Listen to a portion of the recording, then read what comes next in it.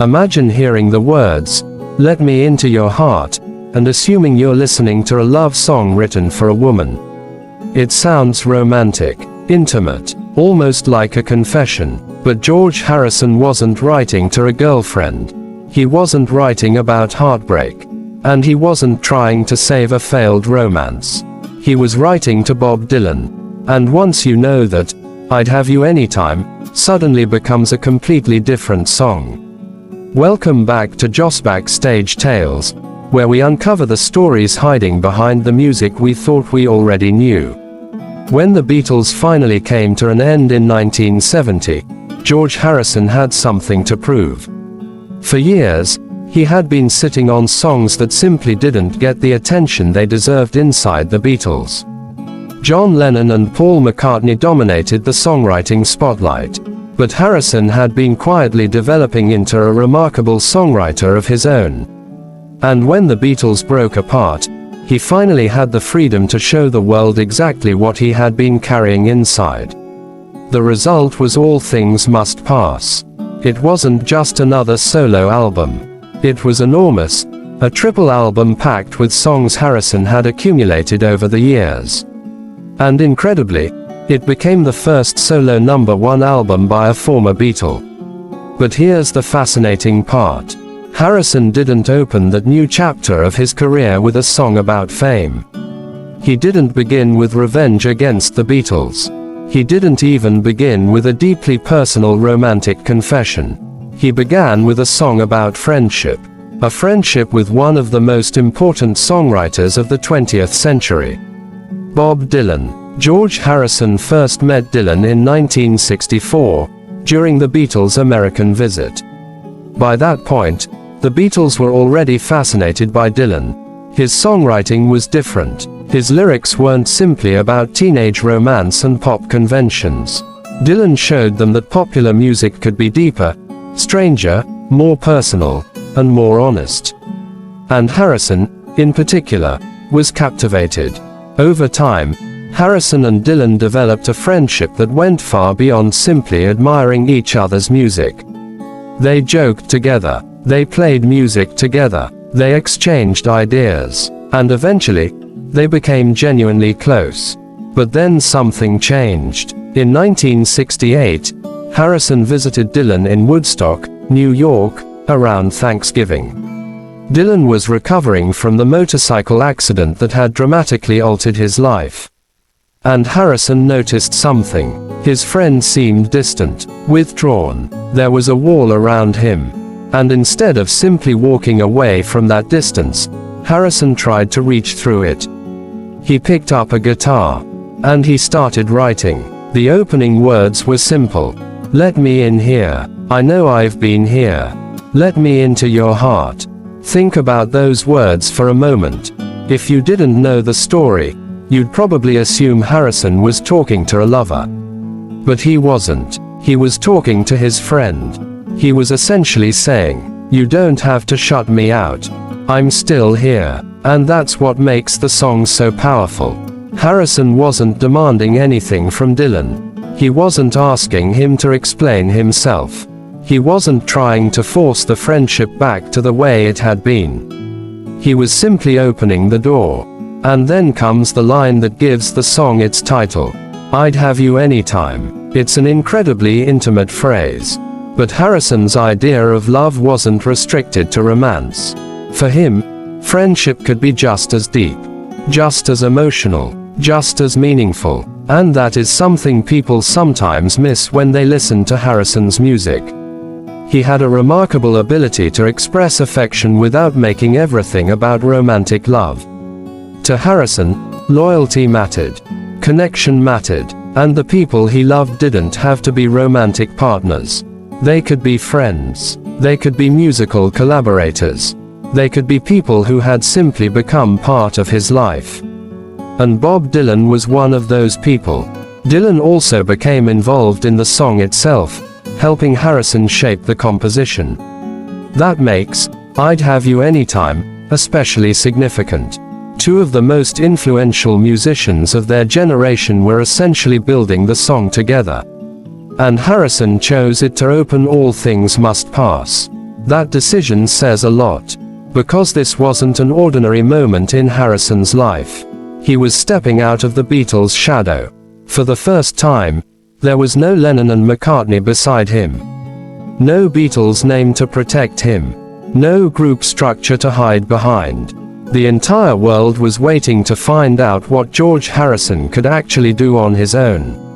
And that could be intimidating. So Harrison surrounded himself with people he trusted. Bob Dylan was there. Eric Clapton was there, contributing guitar. And suddenly, the beginning of Harrison's solo career didn't feel completely lonely. It felt like he was bringing his friends with him. Years later, Harrison explained that having those people around may have provided the support he needed. He said, subconsciously, I needed a bit of support. And then he pointed to the people around him. Eric was playing on the record. Bob had helped him write the song. That's an incredibly revealing detail. Because All Things Must Pass wasn't simply George Harrison proving that he could survive without the Beatles. It was also George Harrison showing that he didn't have to do it alone. And perhaps that's why I'd Have You Anytime was the perfect song to begin the album. It sounds like an invitation, a door being opened, a hand being extended, and a message to someone who had become distant. Whenever you're ready, I'm here. The friendship between Harrison and Dylan didn't end with All Things Must Pass. Far from it, their musical paths continued to cross. And decades later, their friendship would lead to one of the most unexpected groups in rock history. The Traveling Wilburys. George Harrison, Bob Dylan, Tom Petty, Roy Orbison, and Jeff Lynne. Just imagine that lineup. 5 legendary musicians, casually coming together and making music that sounded like they were having fun rather than trying to prove anything. And at the center of it was the same spirit of friendship that had existed between Harrison and Dylan for years. The Traveling Wilburys didn't last very long, but their music became legendary, and Harrison and Dylan remained connected. Years later, Harrison's widow, Olivia Harrison, helped reveal even more about the meaning behind I'd Have You Anytime. In Martin Scorsese's documentary George Harrison, Living in the Material World, Olivia explained the personal emotion behind the song. George had seen Dylan becoming more distant, and the song was his way of reaching out. Let me in here, let me into your heart. Suddenly, those lyrics hit differently. Because they're not about seduction. They're about vulnerability. They're about friendship. They're about caring enough about someone to notice when they're pulling away. And perhaps most importantly, they're about giving someone the freedom to come back when they're ready. Olivia also described something fascinating about Harrison's personality. He could have incredibly deep emotional relationships with his friends. He loved his friends intensely. And he wasn't afraid to express that love. That's what makes I'd Have You Anytime so unusual. A lot of songs tell us about romantic love. But Harrison was showing us another kind of love. The love between two friends who have shared music, laughter, ideas, experiences, and enough history to understand when something has changed. And maybe that's why the song has aged so beautifully. Because almost everyone knows what it's like to miss someone who is still alive. Someone who hasn't necessarily disappeared from your life, but has become distant. Someone you still care about, even when you don't know how to reach them. Harrison understood that feeling, and instead of writing an angry song, he wrote an invitation. Instead of saying, "Why did you leave?" he essentially said, "Let me in." Instead of demanding an answer, he offered his presence. And that's incredibly human. George Harrison didn't write I'd Have You Anytime because Bob Dylan was his lover. He wrote it because Bob Dylan was his friend.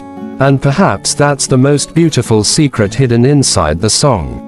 What sounds like a romantic love song is actually a song about loyalty. About vulnerability. About friendship. About reaching out when someone you care about has become distant. And maybe Harrison was saying something that all of us understand, even if we don't always say it out loud. You don't have to explain everything. You don't have to fix everything. Just know that I'm still here.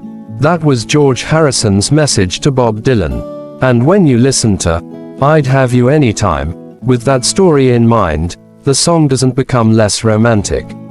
It becomes something even bigger. It becomes a celebration of friendship. A reminder that love doesn't always arrive through romance. Sometimes it arrives through a guitar.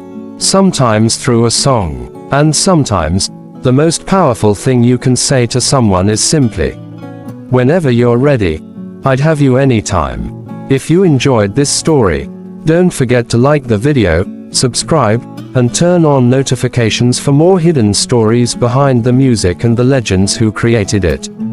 This is Joss Backstage Tales. And remember, every great song has a story. Sometimes, the story is hiding in the words. Sometimes, it's hiding in the friendship behind them. Until next time, keep listening, and keep discovering the stories behind the songs.